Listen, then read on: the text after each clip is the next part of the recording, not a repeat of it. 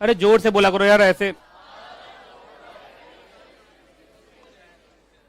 मुझे लग रहा है काफी दुखद पल है, और यहां बोर्ड ऑफ डायरेक्टर रेफ्यूज कर दे रहे हैं। क्या करने से?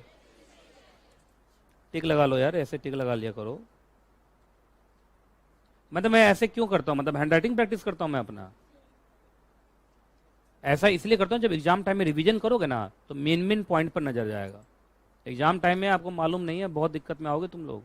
बहुत पढ़ना पड़ता है, एक महीने में आपको इतना पढ़ना पड़ेगा। उस समय तो बच्चा ऐसा ऐसा मैसेज मुझे लिखता है कि मैं क्या बताऊं। मेरे पास कुछ सैंपल मैसेज है, पहले भेज दूंगा कि ये मैसेज मत भेजना मुझे। वो हर बार आता है, सर लगता है नहीं हो पाएगा, सर जो भी पढ़ रहा हूं भूल जा रहा हूं सर, सर पता नहीं ऐसा क्यों लग रहा है कि मैं इसमें कोर्स में क्यों आया सर। तो ऐसा ना हो इसलिए अभी से रिवीजन कीजिए, अभी से रिवीजन कीजिए। आइए, मैं कुछ नहीं करूंगा, इसके लिए भी एक बड़ा शानदार मजेदार ऐतिहासिक क्रांतिकारी चार्ट बनाया मैंने। किसी को भी उठा के पूछूंगा, जो बच्चे आपस में बात कर रहे हैं बहुत गलत कर रहे हैं। सुनिए इधर, सुनो इधर देखो।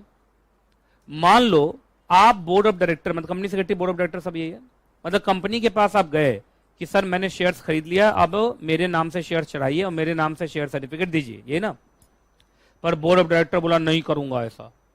क्या ये तुम्हारे राइट को खराब किया जा रहा है? यस। अगर आपने शेयर खरीदा है तो आपके नाम का शेयर सर्टिफिकेट छपना चाहिए।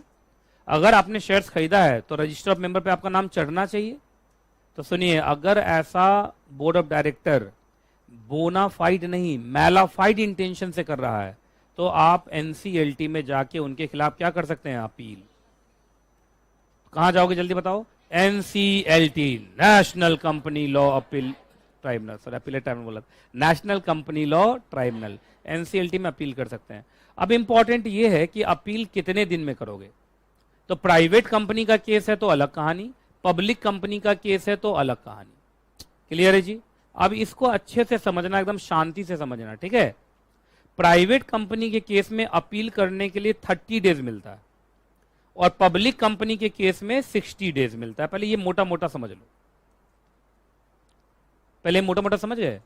जैसे बोर्ड ऑफ डायरेक्टर ने रेफ्यूज किया, तो रेफ्यूज किया तो तुम्हें बुरा लगा, तो तुम उसके खिलाफ क्या करोगे? अपील करोगे। कहां अपील करोगे? एनसीएलटी में। तो एनसीएलटी में हम कितने दिन में पहुंचेंगे? अगर प्राइवेट कंपनी का केस है तो 30 डेज में पहुंचना होता है, पब्लिक कंपनी का केस है तो 60 दिन में पहुंचना होता है, मतलब 60 दिन के अंदर। पब्लिक कंपनी में 60 दिन है, प्राइवेट कंपनी में 30 दिन है। It is the time for appeal, it is the time for appeal.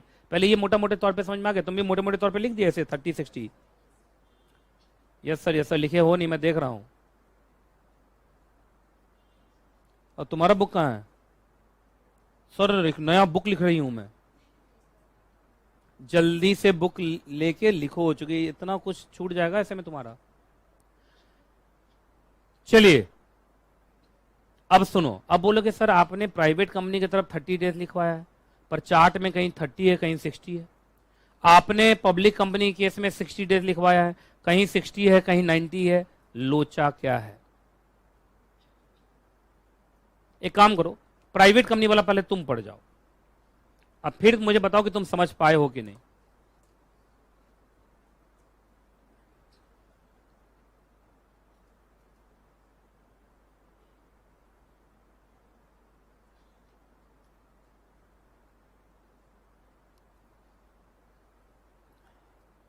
मैंने बोला 30 डेज, या 30 डेज भी और 60 डेज भी, ये क्या चक्कर है भाई?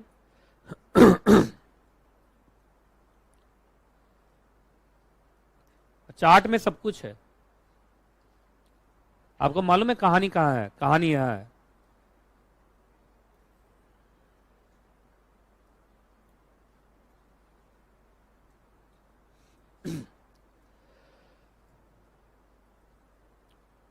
क्या हुआ, नहीं समझ पा रहे हो? चलिए मैं समझाता हूं। एक है एक्सप्रेस रेफ्यूजल, एक्सप्रेस का मतलब होता है मुंह से खोल के बोल दिया नहीं करूंगा। और एक है डिम्ड। अच्छा डिम्ड कब माना जाएगा?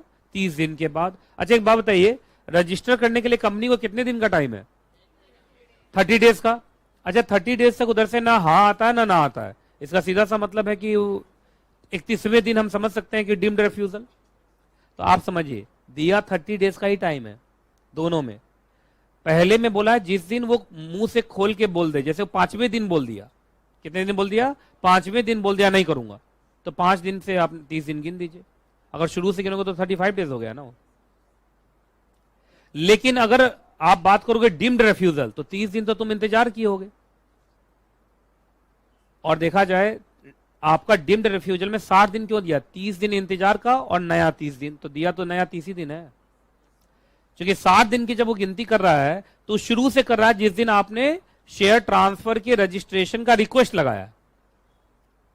आप समझो ना, इस बात को समझो। देखो अब देखिए एग्जांपल देता हूं मैं दोनों का, आपको तुरंत समझ में आ जाएगा। देखिए आपने यहां पे रिक्वेस्ट लगाया, request for registration of transfer, ठीक है। कंपनी ने पहले वाले केस में मालूम चला 5 दिन में ही उन्होंने क्या कर दिया, रिफ्यूज कर दिया। तो 5 दिन में रिफ्यूज किया तो यहां से तुमको कितना दिन दिया, 30 डेज। बात समझ में आ गया। तो तुमको गिनती में लग रहा है 30 डेज, लेकिन मैं इसको भी शुरू से गिनूंगा तो 35 डेज नहीं है।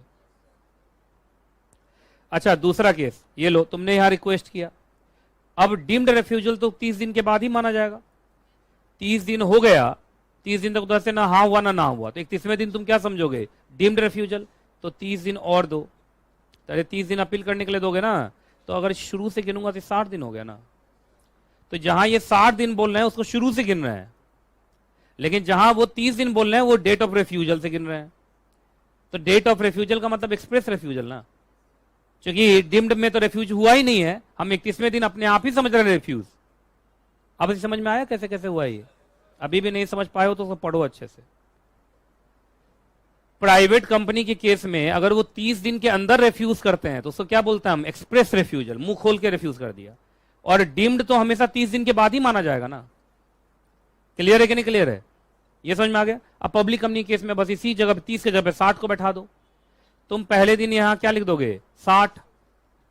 तो अगर ये एक्सप्रेस रेफ्यूजल है तो 60 ही दिन दिखा रहा है, क्योंकि वो डेट ऑफ रेफ्यूजल से दिखा रहा है। और अगर इसमें देखोगे तो नया 60 देगा, तो पहले 30 दिन वेटिंग में प्लस 60 तो 90 नहीं हो जाएगा। तो मोटे मोटे तौर पे अगर तुम देखोगे तो 30 और 60 ही तो है। तो प्राइवेट कंपनी के केस में जल्दी बताइए, रेफ्यूज हुआ, मान लीजिए खुल के रेफ्यूज हो गया एक्सप्रेस, तो जिस दिन रेफ्यूज किया वहां से 30 दिन। पब्लिक कंपनी केस में जिस दिन एक्सप्रेस रेफ्यूजल हुआ उससे 60 दिन। लेकिन दोनों में अगर डिम्ड वाला केस है, प्राइवेट कंपनी में डिम्ड कब माना जाएगा, 31वें दिन। 31वें दिन से 30 दिन गिनोगे तो शुरू से 60 दिन हुआ, 30 + 30। और पब्लिक कंपनी के केस में अगर वो 31वें दिन से डिम्ड रेफ्यूजल है तो 30 + 60 सब मिलाकर 90 दिन नहीं हुआ। तो आप बस समझ में आ गया। तुम मोटे मोटे तौर पे एग्जाम में बस इतना लिख देना, प्राइवेट कंपनी का केस है तो 30 दिन मिलता अपील करने के लिए, पब्लिक कंपनी का केस है तो 60 दिन मिलता अपील करने के लिए। इतना से भी काम चल जाएगा तुम्हारा। याद रहेगा नहीं याद रहेगा पहले बताइए आप। चलो जी आगे चलते हैं। अच्छा जब तुम एनसीएलटी के पास जाओगे, किसके पास जाओगे, एनसीएलटी के पास। अगर प्राइवेट कंपनी है तो कितने दिन में गए थे, पब्लिक कंपनी है तो कितने दिन में गए थे। चलो इतना तो याद हो गया ना। अच्छा सुनिए इधर देखिए, इधर देखिए।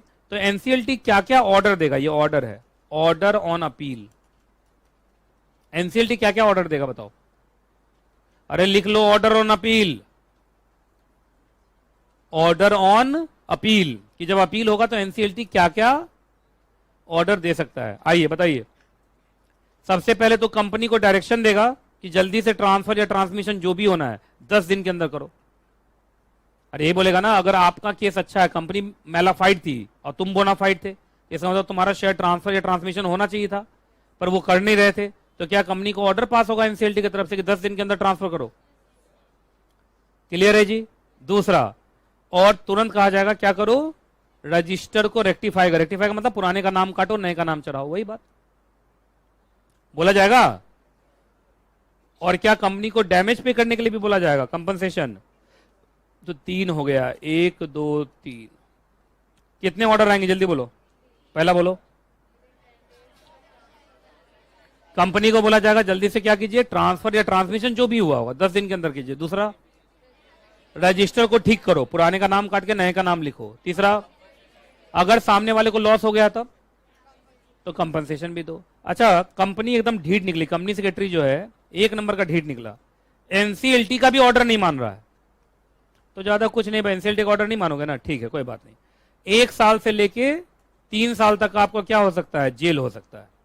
मतलब 1 साल का तो पक्का ही है, 1 साल से 3 साल तक का क्या हो सकता है, जेल। और 1 लाख रुपए से लेके 5 लाख रुपए तक का जुर्माना हो सकता है। याद रहेगा नहीं याद रहेगा, पहले जल्दी बताइए। चलिए जी, अब एक केस जून 2015 के आईसीएसआई एग्जाम में आया था। इस पूरे केस को पढ़िए और इस